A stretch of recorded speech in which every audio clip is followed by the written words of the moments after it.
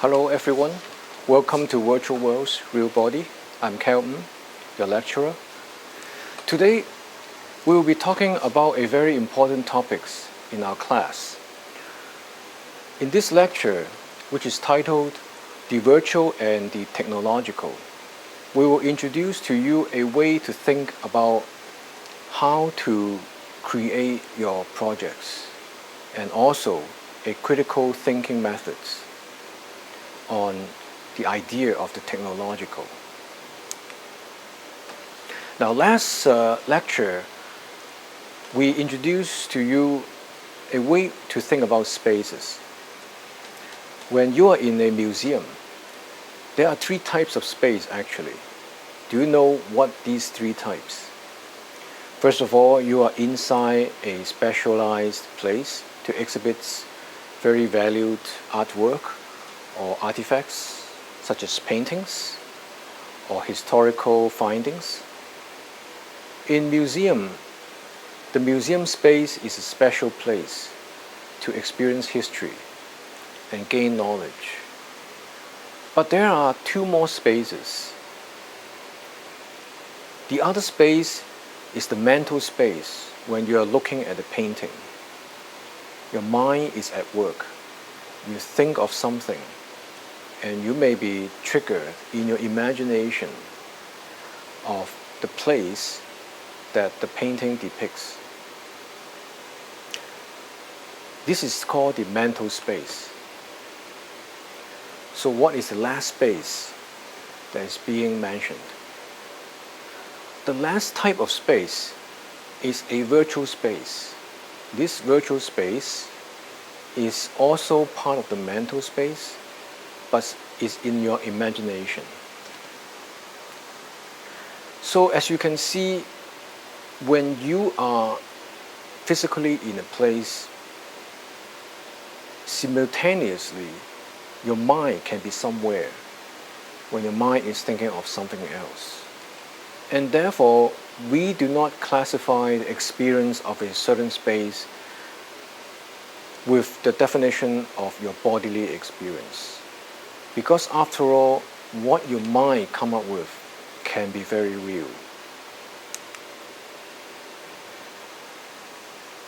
Henry mentioned in A Brief History of VR that there's a world of imagination. And this world is very important in coming up with our virtual worlds. Now, besides the virtual reality we are talking about, I would like you to step back a little and think about the word virtual. What is virtual? Why are we interested in it? Simply because we are teaching a virtual reality class?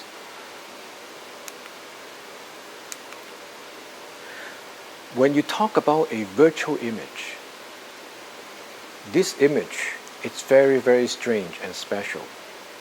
When you look into a mirror, when you look at yourself, you may think that that image produced by the mirror, it's a reflection of you. In some way it is true, but on the other hand, the virtual image is a completely different image than what other people sees you. When you see a reflection in a mirror, that image, it's different from when someone walk by you and look at you. Think about the left and right discrepancy of that mirror image, and when someone is looking at you, it's different. So this virtual image is an actual creation from this particular reality. You can say that this virtual image is also this reality because it belongs to this physical reality. But in that virtual image, we see something very interesting. We see something that is in semblance of this reality. You may ask, is that image a true reflection of you? Now, when we look at a virtual image, we say that that image is virtual. So virtual is not the opposite of this particular reality. Virtual is something else, something specially created that looks like this reality. It has similarities, resemblance, but in fact is not of this reality. So I would like to invite you to think about the term virtual. In this class, we'll be using this word a lot, and also we'll be using and thinking about the particular terms that is called the virtual. We particularly want to pinpoint the in the beginning of virtual, so that virtual is being thought of as something special, as a unique condition, so that we put it up in the air and it can apply to many things and many subjects.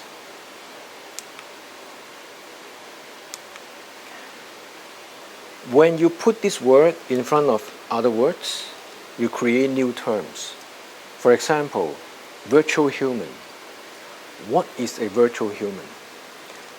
As you can see, when you combine two words like this to create a new term, something new is being created.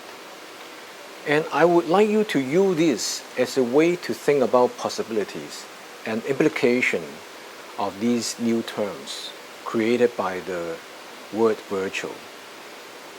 Such as virtual human, you can say virtual humans are robots. They look like human, but they are not humans. So they are virtual humans. For example, in a lot of movies, you see a lot of clones or robots. In the movie Blade Runner, there's even a term called replicants, sort of like a replication of humans. And on the internet or on cyberspace, they are the avatars. So there are many of these terms that can fall under the group of virtual humans. But let us think a little bit further or stepping back. When you and your sprout get together and have a children, the children become your offspring. Can you say offspring is a kind of virtual human? Maybe not. We always say children are little adults, but they are still human. They are flesh and blood human. When we say virtual human, we're saying these humans may not be flesh and blood, but they carry characteristics of human beings. So the many types of virtual humans in here, in this case, can generate a lot of ideas of what humans, virtual humans could be. And it sort of opens up the possibilities of thinking different ways of achieving that. In a way, it doesn't matter what really defines virtual humans, because the word is up for definition. In this way, it's opened up things for exploration and possibilities. Virtual worlds. You may say virtual worlds are digital virtual creations in games. But you can also say that these worlds are generated in movies. When you watch a film, the city or the place that you are familiar with may be depicting a certain place in reality.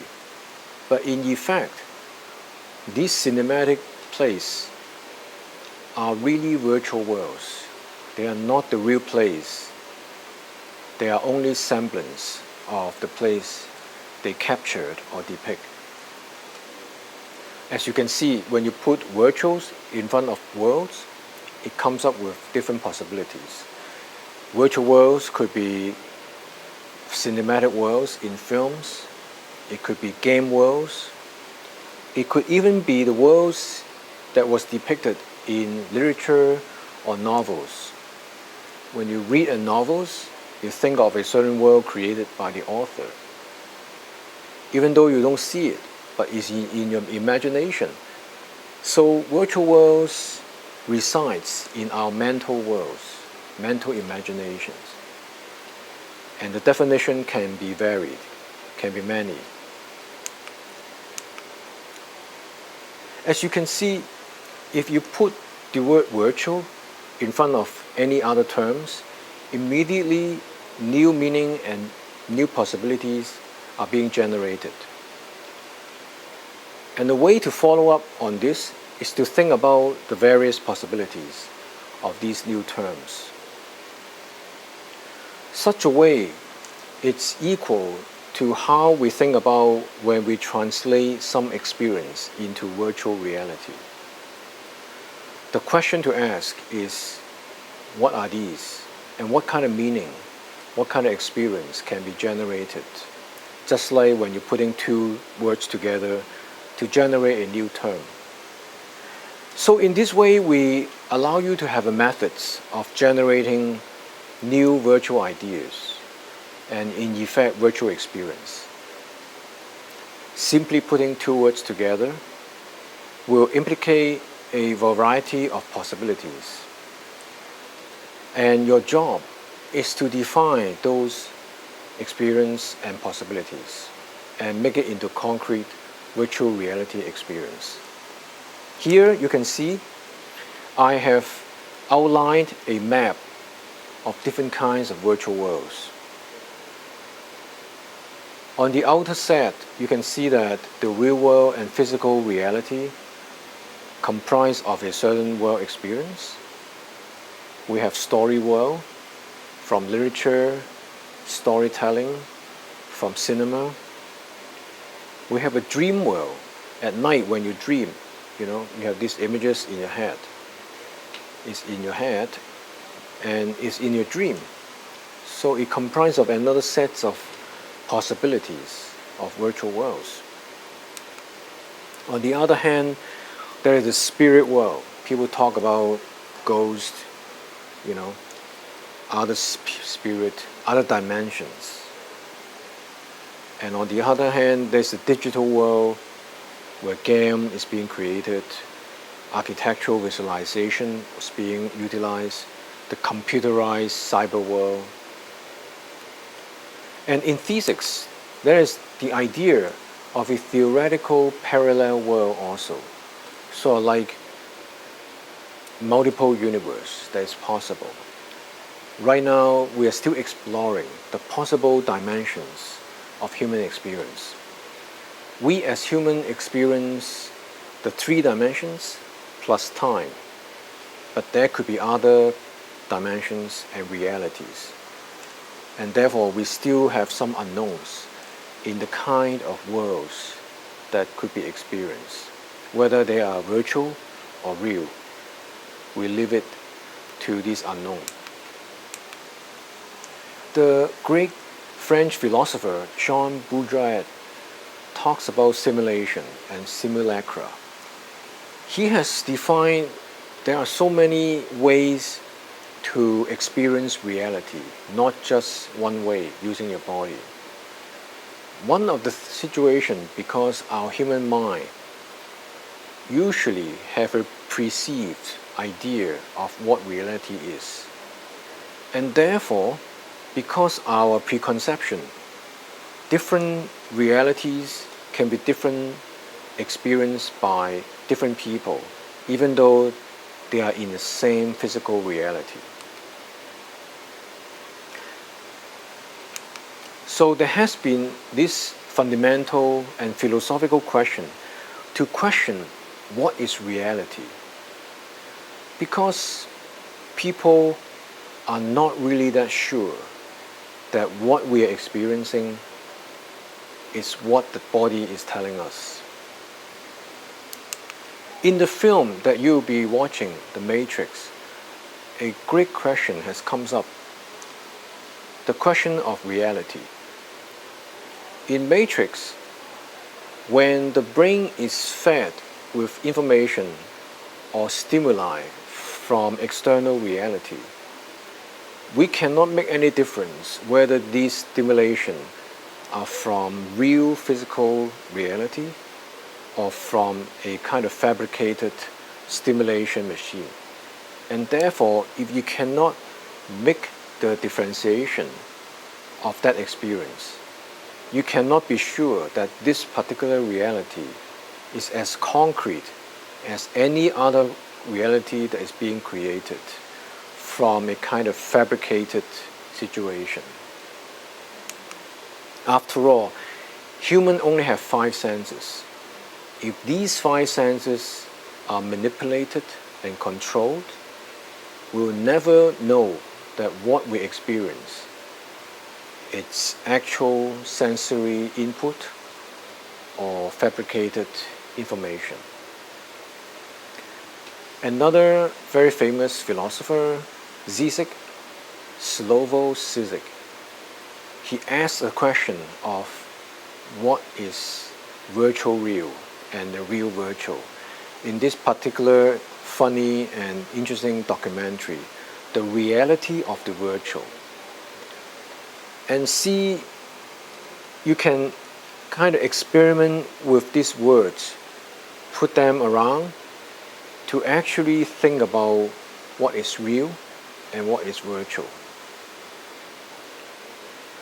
When you have a virtual real, what does it mean? And what is real virtual? So the place of words actually conjure up many kinds of possibilities and also push you to think about these definitions. I encourage you to watch The Reality of the Virtual on YouTube. This is not just a talking head by Zizek. He proposed many ways of thinking and experiencing reality. And you'll be amazed simply because our idea or preconceived notion of reality, we can experiencing reality in many different ways. On the other hand, if you're familiar with the Netflix show, The Black Mirror, in that particular show, a lot of ideas about reality was explored. In one particular situation, the protagonist or the main character was placed in a room with a virtual window. This virtual window comprised of not actual real window, but the screen.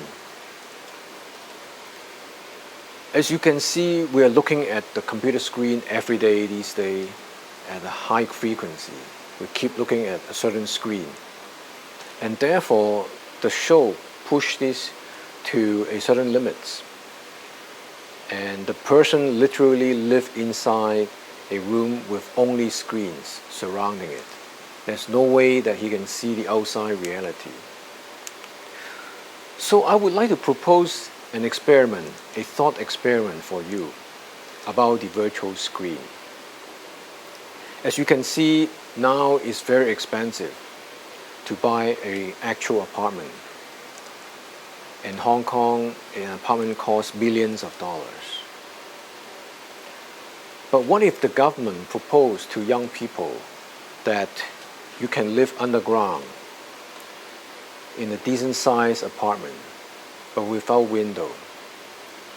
And we'll just provide you with the walls of screens so you can see the outside world and experiencing what's above ground with this big computer screen.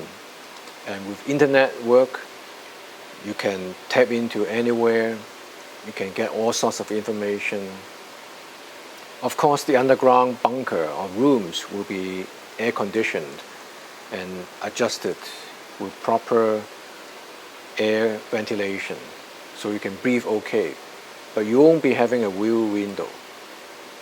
And in fact, the most attractive part of this apartment is that you can afford it with much less money to be able to own your own apartment. So I propose this scenario to you.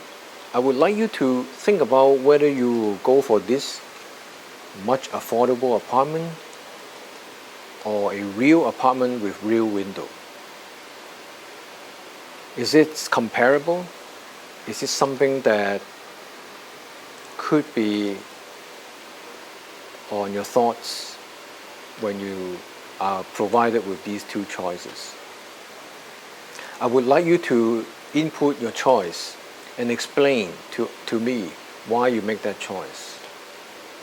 And what would be the implication if you make a bunker without window but with large screen, or a real apartment with real window that you can open? In the last class, there are students who cannot give up the real window because they believe that they need the fresh air, opening the window and seeing the real world outside. But there is a portion of the student who prefer large screen. They can do without the actual windows. So this mind experiment or thought experiment is presented to you. I would like very much each of you to feedback on your choice and talk about it. And in fact, you can make use of this as a topic of your discussion in your essays if you like. More and more, this question will come up where the virtual version of a certain experience is being presented to you in replacement, or in a way to replace the more authentic or more expansive physical real experience. And you'll be there to make a choice, to ask the question whether the virtual experience is better than the real one. For example, virtual love, virtual sex, virtual travel, virtual learning, virtual partner. So as you can see, using the words virtual, you can create and generate many possibilities of ideas. And from these ideas, you can sort it out and work through a plausible construction of a certain virtual reality experience.